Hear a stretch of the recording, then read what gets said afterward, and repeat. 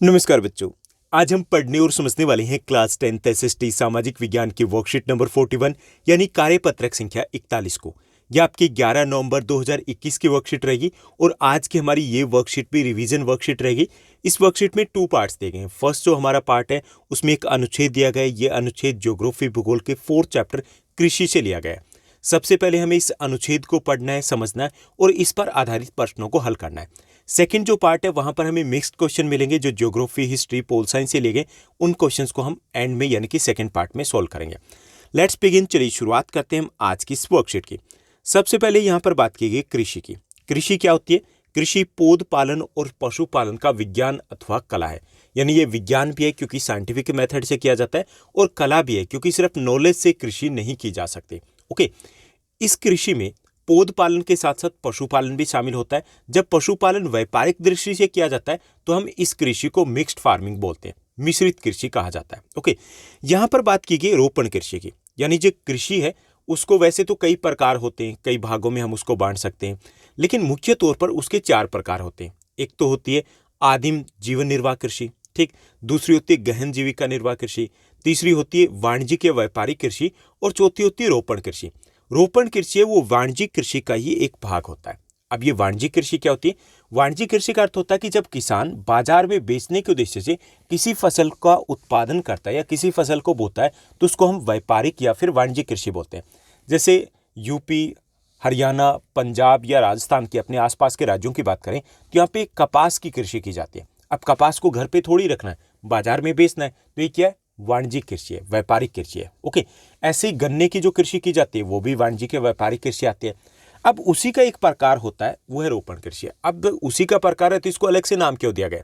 पहले तो आप नाम को समझिए, रोपण कृषि। रोपण कृषि का अर्थ होता है कि इसमें जो पौधे हैं, मतलब इसमें बीज नहीं बोया जाता बल्कि इसमें पौधे लगाए जाते हैं रोप करके। जैसे आप प्लांट लगाते हो ना, ऐसे इसमें पौधे लगाए जाते हैं, ठीक। अब पौधे लगाए जाते हैं तो इसमें फिर कंफ्यूजन हो जाता है कि ऐसे तो जो चावल है वो भी लगाया जाता है, धान भी लगाया जाता है, तो क्या उसको हम रोपण कृषि में शामिल करेंगे? नहीं। इसमें एक और कंडीशन भी होती है कि रोपण कृषि की पहली कंडीशन ये कि इसमें पौधे को लगाया जाता है, यानी कि बीज को नहीं लगाया जाता है। दूसरी कंडीशन ये होती है कि इसमें पौधा एक बार लगाने के बाद कम से कम 3 वर्षों तक फसल का उत्पादन देता है, तब हम उसको कहेंगे रोपण कृषि। जैसे चावल है, अगर हम धान की कृषि या चावल की कृषि की बात करें तो उसको एक बार हमने लगा दिया लेकिन अगली बार दोबारा लगाना पड़ेगा, इसलिए वो रोपण कृषि में नहीं आएगा। तो यहाँ तक आपने समझ लिया होगा कि रोपण कृषि वाणिज्यिक कृषि का ही एक भाग होता है और इसमें पौधों को लगाया जाता है और एक बार पौधों को लगाने के बाद वो कम से कम 3 वर्षों तक अपना उत्पादन देते हैं। रोपण कृषि है, इसकी और भी कई सारी विशेषताएं होती है।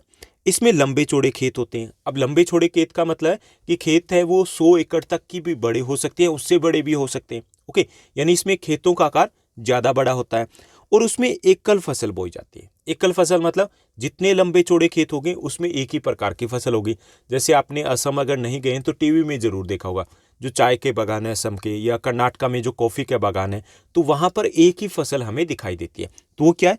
ये रोपण कृषि कहलाती है। अब जो रोपण कृषि उद्योग और कृषि के बीच का अंतरापृष्ठ है, यानी कि यूं कह सकते हैं कि ये सेमी उद्योग है, यानी कि आधा उद्योग है और आधी कृषि है, क्योंकि यहाँ पर सारी औद्योगिक प्रक्रियाएं भी साथ ही साथ की जाती है।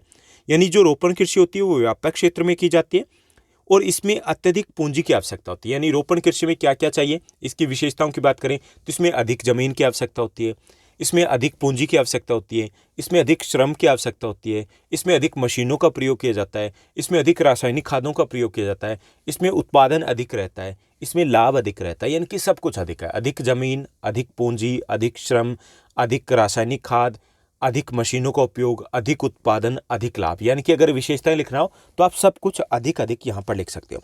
तो जो रोपण कृषि होती है ये बड़े क्षेत्र में की जाती है, यानी कि अधिक भूमि की आवश्यकता होती है, इसमें अत्यधिक पूंजी की आवश्यकता होती है और इसमें श्रमिकों की आवश्यकता भी अधिक होती है। जैसे चाय की बात की जाए तो चाय में आपने देखा होगा कि पत्तियों को तोड़ना, एक एक पत्तियों को तोड़ना, छाँव में सुखाना, कितना मेहनत वाला काम है। उसमें निराई गुड़ाई भी हाथों से की जाती है।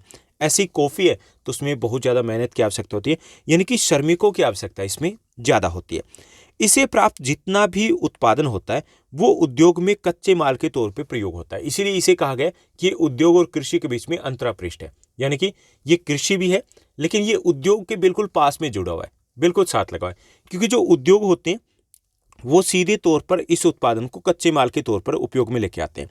भारत में जैसे चाय है, कॉफ़ी है, रबड़ के बागान है, गन्ना है, केले हैं, तो ये सभी क्या है, ये सभी रोपण फसलें कहलाती हैं। जैसे गन्ना है, अगर उसको एक बार लगा दिया जाए तो हमारे देश में लगभग 3 वर्षों तक फसलें ली जा सकती है। क्यूबा वगैरह की बात करें तो वहाँ पर एक बार लगाने के बाद 5 से 7 वर्षों तक फसलें ले सकते हैं गन्ने से, दोबारा लगाने की आवश्यकता नहीं होती, उसी में फुटाव हो जाता है। ओके, तो अपने यहाँ पर चाय, कॉफ़ी, रबड़, गन्ना, केला इत्यादि महत्वपूर्ण रोपण फसलों में आते हैं। असम और उत्तरी बंगाल में चाय की कृषि की जाती है। असम है वो 53%, लगभग 53% हमारे देश की चाय को पैदा करता है।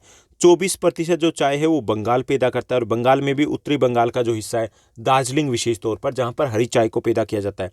कॉफ़ी की बात करें तो कॉफ़ी का सबसे बड़ा उत्पादक राज्य वो कर्नाटक आता है। ओके, यानी कि असम और उत्तरी बंगाल है वो चाय के सबसे बड़े उत्पादक राज्य है, और जो कर्नाटक है वो कॉफ़ी का सबसे बड़ा उत्पादक राज्य आ जाता है। चूंकि रोपण कृषि में उत्पादन बिक्री के लिए होता है, बिक्री मतलब बाजार के लिए उत्पादन किया जाता है ना, घर पे थोड़ी रखना होता है। ओके, बाजार के लिए उत्पादन किया जाता है, इसलिए इसके लिए परिवहन की आवश्यकता है, संचार के साधन है, प्रसंस्करण है, यानी प्रोसेसिंग है। इस प्रकार के उद्योग और बाजार है वो काफ़ी महत्वपूर्ण होते हैं, यानी कि परिवहन के साधन अच्छे से उपलब्ध होने चाहिए, संचार के साधन वो अच्छे से उपलब्ध होने चाहिए, ऐसी प्रोसेसिंग जो इंडस्ट्रीज है वो वहीं पे पास में होनी चाहिए, और बाजार भी अगर पास में हो तो मुनाफा या लाभ बढ़ जाता है, क्योंकि परिवहन की लागत कम हो जाएगी। ये कारक भी रोपण कृषि को प्रभावित करते हैं। तो ये हमने पढ़ा अनुच्छेद रोपण कृषि के बारे में कि क्या है और इसकी क्या विशेषताएं होती है। अब इसी पर आधारित कुछ प्रश्न दिए गए, चलिए उनको हल करते हैं। तो यहाँ पर पहला प्रश्न दिया गया, निम्नलिखित में से कौन सा कथन रोपण कृषि के संदर्भ में सही है, ये हमें बताना है। पहला दिया गया कि यह एक वाणिज्यिक कृषि है, सही बात है, बिल्कुल सही है। दूसरा, रोपण कृषि उद्योग और कृषि के बीच में अंतरापृष्ठ का कार्य करते हैं, दोनों के बीच में एक कड़ी है। ओके, बिल्कुल सही है ये भी।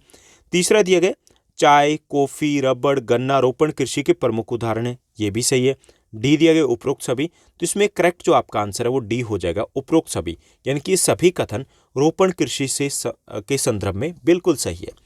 दूसरा प्रश्न देखिए कि निम्नलिखित में से कौन सा कथन रोपण कृषि के संदर्भ में सही नहीं है। वहां तो हमने सही देखा था, यहां बताना सही नहीं है, उसको हमें फाइंड आउट करना है।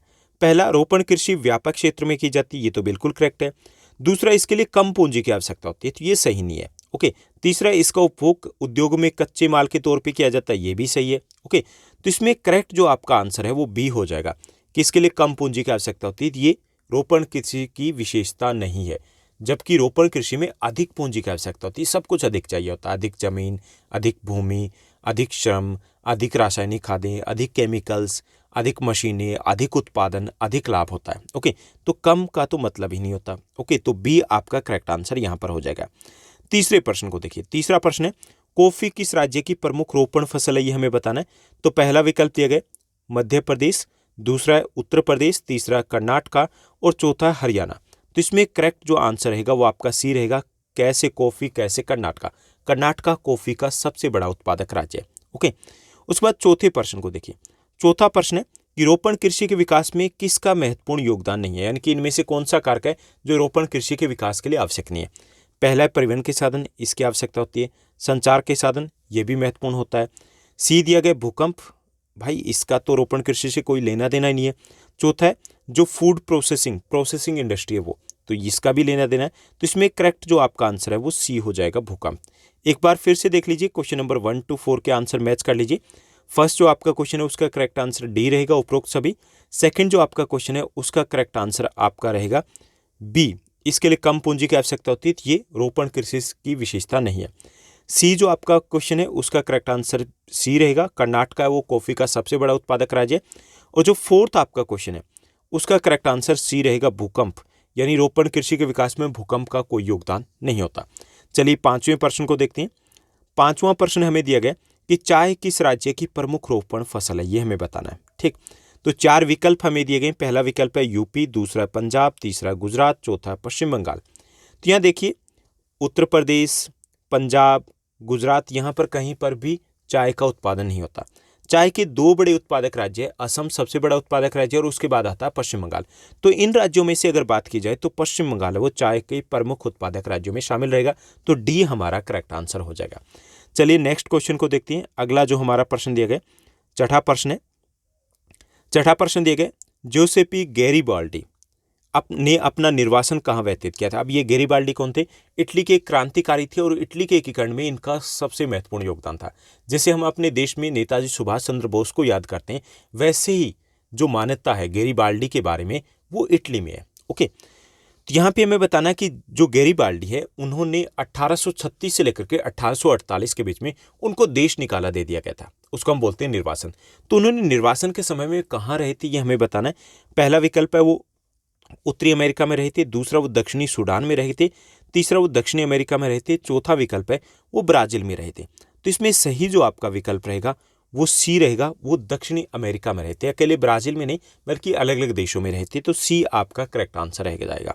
ठीक, उसके बाद 7वें प्रश्न को देखिए। 7वां प्रश्न दिया गया, ग्राम पंचायत के अध्यक्ष को प्राय क्या कहा जाता है?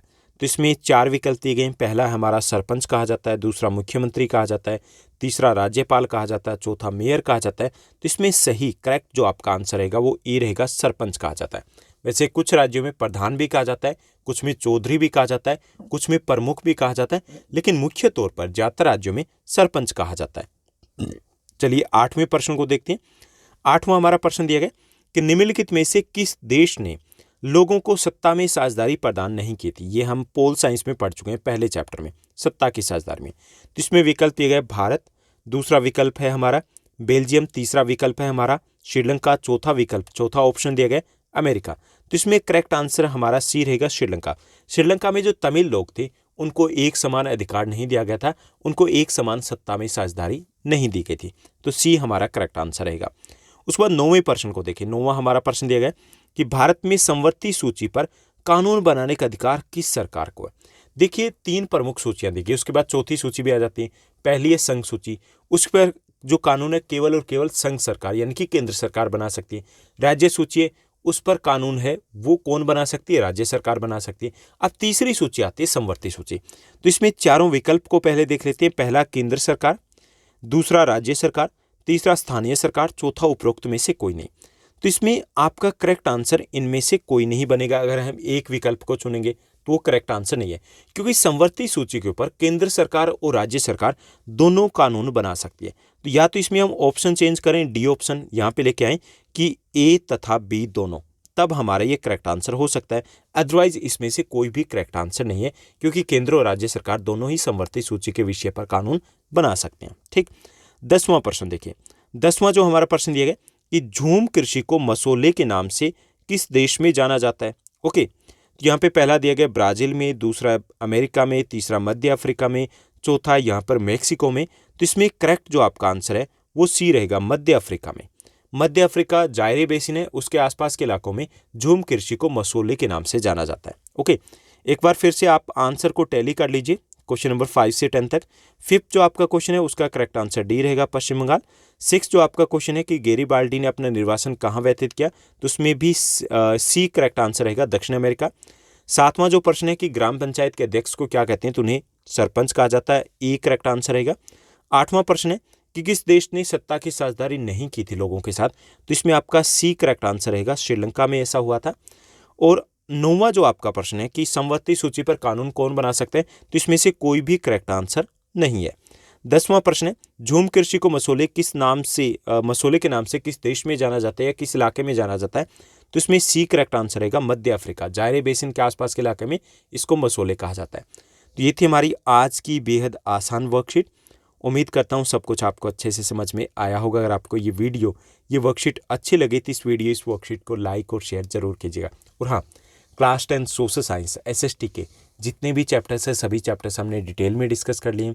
डिटेल में डिस्कस करने के साथ साथ सभी चैप्टर्स के MCQs भी आ चुके हैं। तो अगर आपने उन वीडियोस को नहीं देखा तो आपको प्लेलिस्ट में जाना है। प्लेलिस्ट में आपको क्लास 10 सोशल साइंस का जीनियस बैच मिलेगा, जहाँ पर आप ये सभी वीडियोज़ एक्सेस कर सकते हो। आज के लिए बस इतना ही। Thank you, bye bye, have a nice day. मिलते हैं नेक्स्ट वीडियो में।